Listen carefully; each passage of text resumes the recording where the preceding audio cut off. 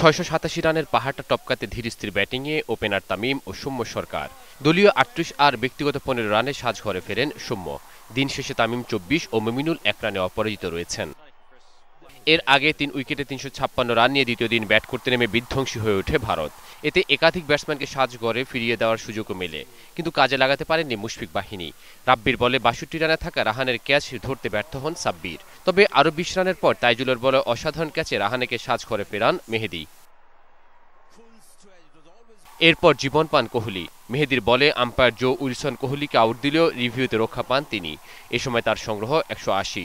নতুন জীবন পেয়ে ভারতীয় দলপতি গড়লেন নতুন বিশ্ব রেকর্ড। বাংলাদেশের বিপক্ষে ডাবল সেঞ্চুরি করে টানা ৪ সিরিজে ডাবল সেঞ্চুরির ইতিহাস গড়লেন এই রান মেশিন। অবশ্য এরপর কোহলিকে এলবিডব্লিউর ফাঁদে ফেলে ২০৪ রানে বেশি করতে দেননি তাইজুল। কোহলির পর আবারও জীবন পায় ঋদ্ধিমান সাহা।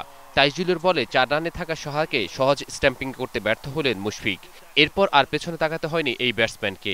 ক্যারিয়ারের দ্বিতীয় সেঞ্চুরি আদায় করার পর ইনিংস ঘোষণা করে ভারত। এর আগে হাফ সেঞ্চুরি করেন রবীন্দ্র জাদেজা, এটিও তামিমের ক্যাচ মিসের কল্যাণে। সৌরভ ইমাম, ২১ টেলিভিশন।